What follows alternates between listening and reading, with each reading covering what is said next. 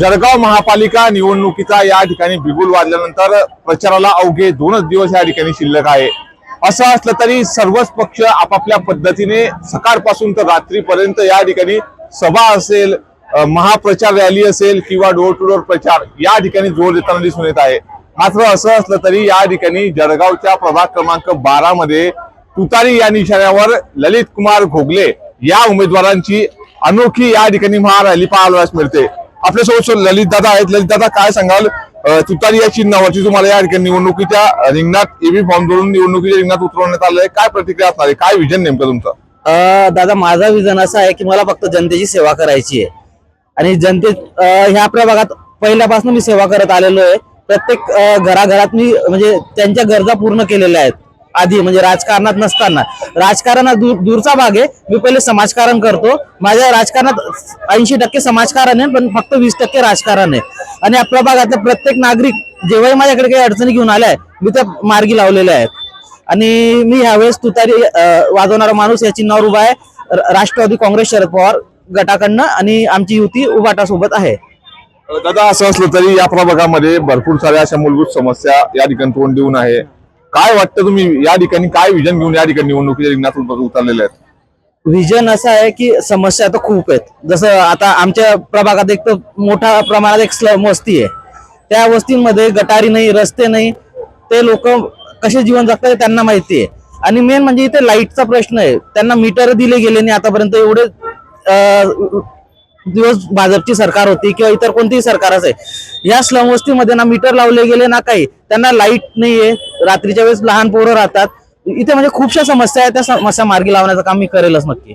दादा, असं असलं तरी तुम्ही गेल्या विधानसभेच्या निवडणुकीमध्ये निवडणुकीच्या रिंगणात होता, मात्र आता अचानक तुम्हाला प्रभागाच्या या ठिकाणी नगरसेवक पदाचं तिकीट देण्यात आलेलं आहे। काय वाटतं या थोड्याच्या बदलामुळे?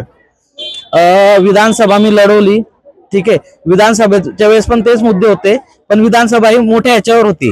पण हा जो माझा प्रभाग आहे, या प्रभागांच्या नागरिकांचं म्हणणं होतं की आमच्या प्रभागात विकास झालेला नाही, तुम्हाला उभंच राहावं लागेल। मी या नागरिकांच्या मुळे इथे उभा आहे आज नगरसेवकासाठी। दादा, असं असलं तरी तुमच्या समोर या ठिकाणी महायुतीचे उमेदवार प्रतिस्पर्धी म्हणून या ठिकाणी निवडणुकीच्या रिंगणात आहेत। एकनाथ खडसे या ठिकाणी जळगाव शहरात इतिहासात पहिल्यांदाच या ठिकाणी गेल्या अनेक वर्षांनंतर तुमच्यासाठी या ठिकाणी प्रचार रॅली आणि सभेमध्ये या ठिकाणी उतरलेले दिसून आले। कसं बघता तुम्ही या ठिकाणी आव्हानाकडे? नाथाभाऊंचा आशीर्वाद तर सदैव माझ्यावर राहतोच, आणि त्यांचा आशीर्वाद राहिलच, आणि त्यांच्याच आशीर्वादाने मी निवडणूक लढवतोय। आणि राहिलं प्रतिस्पर्धीची गोष्ट, काल नाथाभाऊंनी तर सांगूनच दिलं की कोणत्या प्रकारचा प्रतिस्पर्धी आहे, आणि त्या प्रतिस्पर्धीवर आता मी काय बोलू? तर नाथाभाऊंनी जेवढं बोलून दिल्यानंतर माझं बोलण्याचं कामच नाही ना त्या प्रतिस्पर्धीबद्दल।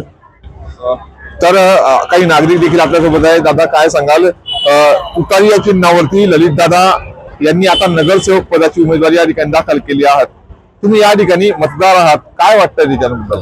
सगळ्यात पहिले तर मी तुम्हाला सांगू इच्छितो की ललित भाऊंचं काम, ते जरी राजकारणात नव्हते पण त्यांनी आमच्यासाठी समाजकारण एवढं म्हणजे समाजात एवढं केलेलं आहे। अर्ध्या रात्री जरी आम्ही त्यांना फोन केला की ललित भाऊ आमचा असा प्रॉब्लेम झालेला आहे, तर त्या माणसाने अर्धी रात्रही बघितलेली नाही, कधी असं बोलले नाही की भाऊ रात्र झाली काय झाली, अर्ध्या रात्री आमच्यासाठी कामाला आलेले आहेत। आणि दुसरी गोष्ट अशी, ललित भाऊंच्या विरुद्ध जे उभे आहेत त्यांच्याबद्दल तर तुम्हाला सगळ्यांना माहितीच आहे, कसे लोक उभे आहेत जे लोकांचे तोड्यापाण्या करत फिरतात, त्या लोकांना आम्ही निवडून तर देणारच नाहीत।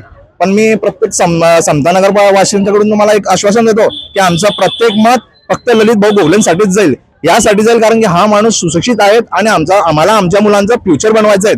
आम्हाला त्यांना गुंड प्रवृत्तीचा किंवा हे वगैरे बनवायचं नाहीये। आता आमच्या समतानगरची जर अवस्था बघितली तर बघून तुम्ही वायरी केवढे लटकलेले आहेत। आम्हाला आमचा सगळ्यात पहिला प्रश्न आहे की आम्हाला मीटर कधीच मिळालेले नाहीत, आम्ही आकोळे टाकून राहतात। ही मुद्दे आमचे कोणीच उचललेले नव्हते, पण आजपर्यंत ललित भाऊने ते मुद्दे उचललेत आणि त्याच्यावर ते काम करतील, आम्हाला 100% गॅरंटी आहेत। मी एवढं बोलून माझे 2 शब्द संपवतो। दादा, तुम्ही देखील या ठिकाणी निवडणुकीच्या रिंगणात उभे आहात, काय विजन असतं तुमचं? दादा, या वार्डातला जो निधी येतो नगरपालिकेचा, तो दुसरीकडे वापरला जातो, तो निधी ह्याच वार्डात वापरला गेला पाहिजे आणि ह्याच वार्डाच्या लोकांना काही कामधंदा मिळाला पाहिजे। आणि दुसरी गोष्ट अशी का ह्या वार्डाचा व्यायामशाळा आहेत, बाबासाहेबचा पुतळा आहे, त्यांना हे केलं पाहिजे, सजवलं गेलं पाहिजे। आणि दुसरी गोष्ट इथलेच मुलांना काम मिळालं पाहिजे, हे महत्वाचे विषय।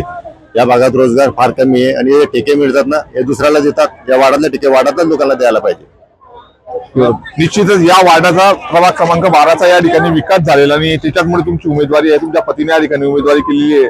वार्डाचा विकास कसा पद्धतीने या ठिकाणी विजन घेऊन तुमच्या पती या ठिकाणी निवडणूक लढणार? जनतेचा आणि मम्मीचा म्हणजे घराच्या सगळ्याच लोकांचा यांच्यावर विश्वास आहे आणि ते नक्कीच निवडून येईल. मला त्यांच्यावर विश्वास आहे. जनतेचा आणि या ठिकाणच्या पूर्ण कुटुंबियाचा त्यांच्यावर विश्वास आहे. आई ललित भाऊंनी या ठिकाणी विधानसभा निवडणूक लढवलेली होती, मात्र आता थेट तुम्ही गाव खेड्यासारखी नगरपरिषदेची या वार्डाची निवडणूक लढवत आहेत. काय असणार तुमची प्रतिक्रिया? माझा मुलगा आहे ललित कुमार रामकिशोर भोगले, ह्या जनतेच्या आग्रहावरूनच नगरसेवकासाठी उभा आहे आणि त्याने रात्रंदिवस या प्रभागासाठी आधीपासूनच कार्य केलंय, समाजकार्य.